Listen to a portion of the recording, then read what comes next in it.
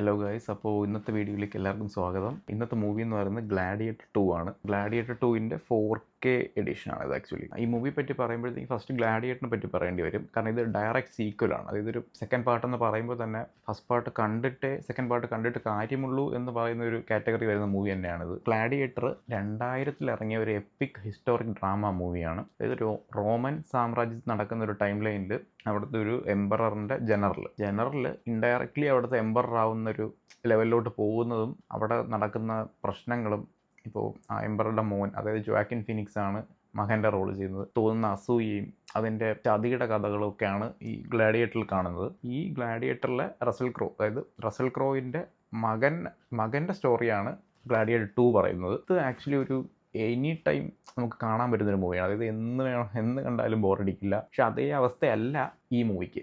ഞാനൊരു ഡീറ്റെയിൽ ആയിട്ട് പറയാം. ഫസ്റ്റ് ഇതിൻ്റെ സ്ലിപ്പ് കാണിക്കും. ഇതാണ് അതിൻ്റെ കൂടെ വരുന്ന സ്ലിപ്പ്. ഇത് അതിൻ്റെ കേസ്. ഇതിൽ ആക്ച്വലി 3 ഡിസ്ക് വരുന്നുണ്ട്.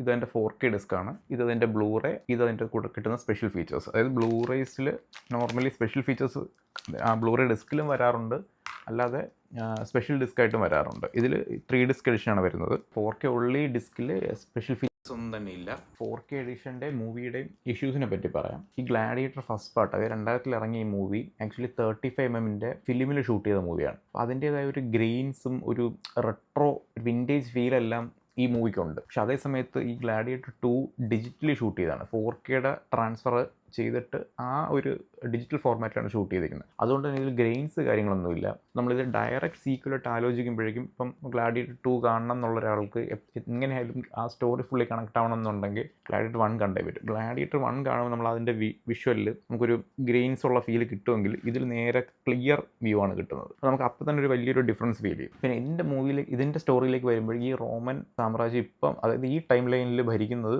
2 ട്വിൻസാണ്. അവർ ആക്ച്വലി ആ നാട് നശിപ്പിച്ചുകൊണ്ടിരിക്കുകയാണ്. അവർ പറഞ്ഞു വിടുന്ന ജനറൽ ഒരു ആഫ്രിക്കൻ കൺട്രിയിൽ പോയിട്ട് അവിടുത്തെ ആൾക്കാരെല്ലാം മാക്സിമം കൊന്ന് അവർ ആ സ്ഥലം പിടിച്ചെടുക്കിയിട്ട് അവിടെ നിന്ന് ഒരാളെ കൊണ്ടുവരുവാണ്. അതിനെ ഗ്ലാഡിയേറ്റർ ആയിട്ടാണ് വാർ ഹീറോ ആയിട്ടാണ് കൊണ്ടുവരുന്നത്. അതൊരു ആക്ച്വലി ചെയ്തേക്കുന്ന ഒരു ഐറിഷ് ആക്ടറാണ്, പോൾ മെസ്കൽ എന്നാണ് പേര്. 2 ഫിലിം ഡയറക്റ്റ് ചെയ്തെങ്കിൽ റിഡ്ലി സ്കോട്ടാണ്. അങ്ങനെ ഏതോ ഒരു ആഫ്രിക്കൻ കൺട്രിയിൽ നിന്ന് ഒരു വാർ ഹീറോയെ റോമൻ സാമ്രാജ്യത്തിലേക്ക് കൊണ്ടുവരുന്നതും ആ റോമൻ സാമ്രാജ്യത്തിൽ കൊണ്ടുവന്ന ആ വാർ ഹീറോ തന്നെ, അതായത് സ്ലേവാണ് ആക്ച്വലി, പുള്ളി തന്നെ ആ റോമൻ സാമ്രാജ്യത്തിൻ്റെ എംപറർ ആവാനുള്ള പവറിലേക്ക് എത്തുന്ന ഒരു സ്റ്റോറിയാണ് ഗ്ലാഡിയേറ്റർ 2 പറയുന്നത്. ഈ മൂവി ആക്ച്വലി 2.5 മണിക്കൂറിൻ്റെ മൂവി ആണെങ്കിൽ കൂടി ഒരുപാട് സ്റ്റൺ സീക്വൻസ് ബിറ്റ്സ് എല്ലാം ഉണ്ടെങ്കിലും സ്റ്റോറി വൈസ് ഇത് ഭയങ്കര ഷാലോ ആയിട്ടുള്ള സ്റ്റോറിയാണ്. പെട്ടെന്ന് നമുക്ക് ഗസ് ചെയ്യാൻ പറ്റും സ്റ്റോറി. പക്ഷെ അതേ സമയത്ത് ഗ്ലാഡിയേറ്റർ ഒരു എപ്പിക് സ്റ്റോറി ആവുന്നത് അതിൻ്റെ ഒരു റോനസ് വെച്ചിട്ടാണ്. ആ റോനസ് ഒന്നും ഇതിനകത്തില്ല. ഒരിക്കലും ഇത് മോശം സിനിമയാണെന്ന് പറയാൻ പറ്റില്ല. നമുക്ക് ഗ്ലാഡിയേറ്റർ 1 ഇഷ്ടപ്പെട്ടിട്ടുണ്ടെങ്കിൽ ഇത് എന്തായാലും ഇഷ്ടപ്പെടും. ഇതിലൊരു റിപ്പീറ്റ് വാല്യൂ ഉള്ളൊരു മൂവിയല്ല. ഇതിൻ്റെ ഓഡിയോയിലേക്ക് പറയാം. ഇത് ഗ്ലാഡിയേറ്റർ സെക്കൻഡ് എന്ന് പറയുന്നത് 4Kയും ബ്ലൂറേയും രണ്ടും ഡോൾബി അറ്റ്മോസ് തന്നെയാണ് വരുന്നത്. ഇതിൻ്റെ വിഷ്വലി ഇതിനെ പറയുമ്പോഴേക്കും HDRും ഡോൾബി വിഷനും ഇത് രണ്ടും നല്ലൊരു പ്രയോറിറ്റിയാണ് കൊടുക്കേണ്ടത് ഈ 4Kക്ക് വേണ്ടി. കാരണം നിങ്ങൾ ബ്ലൂറേ മാത്രം മതി എന്ന് വിചാരിക്കുമ്പോഴും നിങ്ങൾക്ക് മിസ്സാകാൻ പോകുന്നത് HDRും ഡോൾബി വിഷനുമാണ്. അത്രയും നല്ല കളറിങ്സും കുറേ VFXും വരുന്നുണ്ട്. ഒരു സോംബി ടൈപ്പ് മങ്കിയുടെ ഒരു സീനുണ്ട്, പിന്നെ ഒരു റൈനോയുടെ സീനുണ്ട്. ഇതെല്ലാം 4Kയിൽ അത്യാവശ്യം നല്ല ക്വാളിറ്റിയിൽ കാണാൻ പറ്റുന്നത് നിങ്ങൾക്ക്. അപ്പോൾ നിങ്ങളിത് എക്സ്പീരിയൻസ് ചെയ്യണമെന്നുണ്ടെങ്കിൽ എന്തായാലും 4K തന്നെ എക്സ്പീരിയൻസ് ചെയ്യുക. അതിൻ്റേതായ ഒരു എക്സ്പീരിയൻസ് കിട്ടും.